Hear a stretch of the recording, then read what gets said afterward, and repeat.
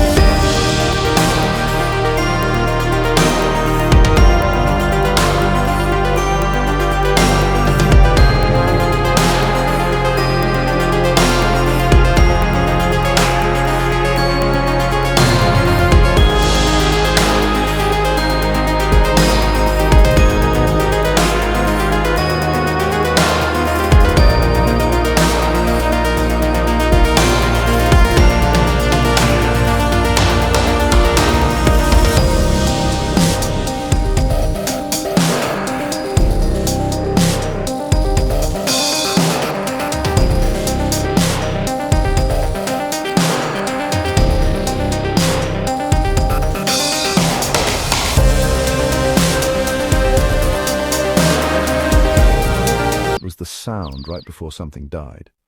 In this ever-shifting environment, survival wasn't just a daily grind, it was an evolutionary pressure cooker. The creatures that thrived here weren't necessarily the strongest or fastest, they were the most adaptable. And nowhere was that more evident than in our distant ancestors. Around 2.8 million years ago, something extraordinary began to happen. Small changes to see in posture, hand dexterity, even brain structure started stacking up generation by generation. Hominins like Australopithecus africanus were evolving. Slowly but surely they were becoming something new. Take bipedalism, the ability to walk upright on two legs. It might seem simple, but it was revolutionary. It freed the hands to carry tools, babies, and food. It lifted the eyes higher, allowing our ancestors to spot danger earlier. And in this world, every second of warning could mean the difference between life and death. Even the shape of feet began to change, from gripping branches to walking long distances. These weren't just biological upgrades, they were survival tools tailored to the demands of the land. Meanwhile, brains were growing, not just in size, but in complexity. Problem-solving, memory, social awareness, all were quietly taking root in this harsh landscape. The ancestors who could remember where food was, worked together to fend off predators, or adapt to a sudden drought were the ones who passed on their genes. It wasn't intelligence for the sake of it. It was intelligence as a weapon. The Olduvai Gorge wasn't just a cradle of life. It was the forge that shaped the future rulers of Earth. Every ridge, every storm, every predator was part of the test. And over time, a new kind of creature would emerge, one that wouldn't just survive the world, it would start to shape it. But first, it had to learn how to fight back. Long before humans became the top predators, Earth belonged to giants. 2.8 million years ago, the African plains weren't just wild, they were monstrous. Towering beasts, armored predators, and strange, now extinct creatures ruled every inch of the land. If you walked these plains, you wouldn't recognize the world. You'd be prey. Imagine standing beside a Dinotherium, a prehistoric elephant over 13 feet tall, with massive, downward curving tusks. Unlike today's elephants, these giants weren't gentle. They were territorial, unpredictable, and powerful enough to crush a tree with one swing of their trunk. Then there were the Meganterion, cousins of the saber-toothed, stealthy and terrifying. They didn't chase, they waited, they stalked. One well-placed bite to the neck, and it was over. And unlike lions today, they weren't hunting antelope, they were hunting creatures your size. The rivers, too, were no refuge. Ancient crocodiles, stretched over 20 feet long, lurked beneath the surface. They didn't care if you were human, pig, or gazelle. A shadow in the water, a splash, and you were gone. But the real terror? Hyenas, not the scavengers we know today. These hyenas were hunters, the size of modern lions and more aggressive. They worked in packs, they chased, they tore, and they were smart enough to track their prey across miles.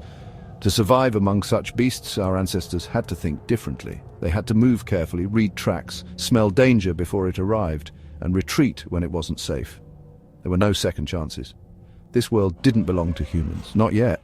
It belonged to creatures we can barely imagine, and every day the line between predator and prey was drawn in blood.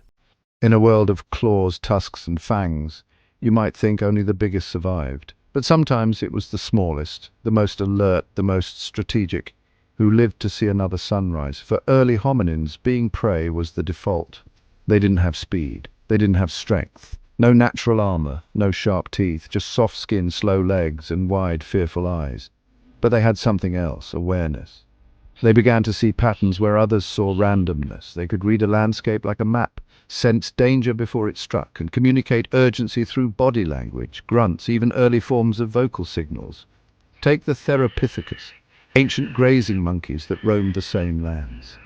They were watchful, yes, but solitary. Easy pickings for big cats, but early hominins. They began sticking together, moving in loose groups, watching each other's backs, and when one member ran, others followed.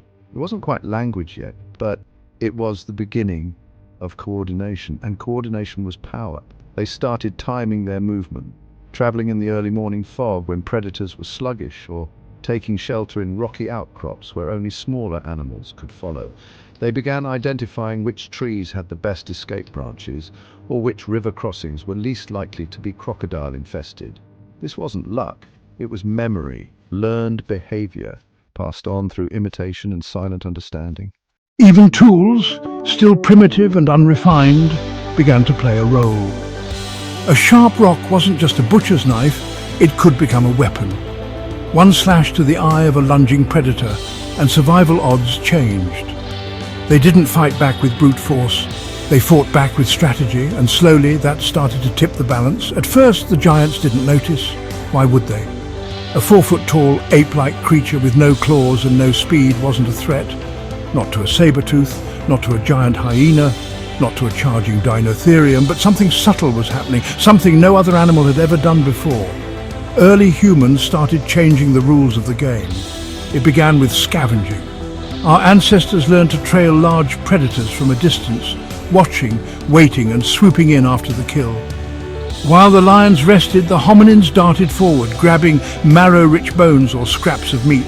It was risky, yes, but it worked. And with stone tools, sharp flakes made from volcanic rock, they could access what even most predators couldn't. The insides of bones, fat, protein, brain matter. This wasn't just survival, it was strategy. And predators started to notice. These strange creatures didn't fight with roars or teeth, they didn't challenge directly. But they returned again and again. They learned your habits. They studied from the shadows. And slowly they began interfering. Mob tactics, throwing stones, waving branches, coordinated noise and movement. It wasn't brute strength, but it disrupted the order of things. For the first time in Earth's history, prey was becoming unpredictable. Predators, once confident kings of the land, began facing a new kind of rival. One that could plan, remember and adapt. One that didn't just run from danger, but sometimes walked back into it, tools in hand and fire not far behind. This shift didn't happen overnight, but it happened. And it would lead to the greatest disruption the natural world had ever seen, a species that would eventually hunt the hunters, not for survival, but for dominance. But first, they had to learn how to build something sharper than instinct. It didn't look like much, just a chunk of stone, chipped at the edge, jagged, irregular, barely the size of your palm. But in the hands of a hominin 2.8 million years ago, this simple tool was revolutionary. Welcome to the Oldowan Toolkit, the earliest known stone tools in human history. Created by striking one rock against another to produce sharp flakes, these tools were the first sign that something was changing, not just in behavior, but in the mind. For the first time, a creature wasn't just reacting to nature, it was shaping it. Imagine the first time an early ancestor realized that stone could cut, that meat, long trapped behind thick hide and sinew, could now be accessed with ease, that marrow, rich in calories and nutrients, could be scooped from bones once left behind by predators. Suddenly, a world of food opened up, a world of possibility, and this wasn't random. These weren't rocks picked up by accident. They were chosen, selected for shape and hardness, carried from one location to another. In some sites, archaeologists have found workshops, clusters of stone fragments where early hominins sat, hammering and flaking, perfecting their edges. This was more than survival. This was planning. The first tool wasn't a weapon. It wasn't even a tool in the modern sense. It was a signal, a message. Proof that the mind of early humans was beginning to shift into something new. A mind that could see the future, however dimly, and prepare for it. And once that door opened, there was no turning back. A sharpened stone might not seem impressive today, but believe me or not, 2.8 million years ago it was the most advanced technology on Earth, and it bit. Before tools, our ancestors were limited in what they could eat. Teeth alone couldn't tear through thick hides or crush dense bones. But with sharp flakes and pounding stones, they unlocked nature's pantry. Suddenly, they weren't just scavengers, they were butchers. Evidence from fossil sites shows cut marks on bones, precise slices across ribs and joints. Some of those cuts, they came before tooth marks from predators. That means hominins weren't just picking at leftovers, they were beating carnivores to the kill. Tools gave them a brutal advantage. They also gave them new roles. Some members of a group became flint knappers, those with steady hands and sharp eyes, skilled in striking rock just right. Others became carriers, transporters of meat, bones and tools across great distances. Some stayed near the kill, guarding against scavengers. This division of labor may seem basic, but it was the seed of something massive, cooperation. And with cooperation came communication. While they didn't yet speak words as we know them, early humans were evolving new ways to share intent. Grunts, hand gestures, facial cues. Over time, these signals became more sophisticated, not just danger or food, but maybe even help me carry this or don't touch that. The tools weren't just changing the what of survival, they were changing the how. For the first time, survival wasn't just about instinct or strength. It was about strategy, planning, and connection. And slowly, stone after stone, slash after slash, the distance between animal and human began to shrink. The moment our ancestors struck that first spark of stone, they did something no creature had done before. They created a tool with a purpose in mind, and that idea spread. It didn't stay locked in one group, one valley, or one season. It moved across generations. Parents taught children, peers mimicked one another. Slowly, these skills became culture. the earliest form of human knowledge passed down intentionally. And it wasn't just rocks anymore. Bones, sticks, and even fire-hardened wood began to take on new meanings. Some were used for digging up roots, others for cracking nuts. Every new tool opened a new path to food, and every new food source increased the odds of survival. But something else was changing too, something deeper, the brain. With every challenge solved, with every problem worked around, the hominin brain was being shaped by its own creativity. Tool use required planning, memory, patience, and the more they used tools, the more those parts of the brain developed. It was a feedback loop. Smarter behavior led to more survival, which favored even smarter brains. Over time, the Oldowan tools evolved, becoming more refined, more diverse. It wasn't random anymore. It was design. That spark, the one that led to knives, spears, wheels, cities, satellites, it started here, on a hot, windswept plain with one rock striking another. Today, we sit atop towers of technology. But underneath it all, the foundation remains the same. The instinct to improve, to shape the world with our hands, to make something better. And it all began with a sharp edge and a dangerous idea. On the ancient plains of East Africa, danger was everywhere. A rustle in the grass could be a python. A shadow at dusk might be a saber-tooth. Water was unreliable, food inconsistent, and the weather could swing from blistering heat to flash floods in days. In this brutal world, one rule became clear. You don't survive alone. Early humans weren't the fastest or strongest, but they had something else, each other. And slowly, that bond became their greatest weapon. Fossil evidence shows signs of care. Broken bones that had healed, teeth worn down from age, yet still alive. These weren't isolated individuals. They were cared for. Why? Because caring increased survival, and survival increased the chances of passing on your genes. Groups began to form, small bands of 10, maybe 20 individuals. Not just families, but clusters of relationships, mothers with infants, young males, elders, even adopted orphans. These weren't herds. They were early societies bound not by instinct but by shared experience. And when one member spotted danger, a hawk overhead, a distant roar, the whole group reacted. Collective vigilance, shared memory. They knew which watering holes were safe, which caves provided shelter, which paths led into predator territory. What one learned, all could benefit from. Food was shared. Meat was divided. Even those too young or too weak to hunt received their portion. It wasn't charity, it was strategy. Because when the group survived, the group thrived. And at the center of it all was a growing emotional glue. Empathy. A look, a touch, a cry. These small signs of connection would grow into the complex emotional world we live in today. Back then, they weren't luxuries, they were lifelines. Cooperation wasn't just a bonus, it was a strategy that shaped early human evolution. As groups became more organized, so did the way tasks were divided. Everyone had a role. The young might gather fruits or alert others to danger. The strong chased prey or carried firewood. The elders, slower, yes, but rich with experience, became the memory keepers. They knew the land, the seasons, the threats. In a world without maps or books, their memory was the library.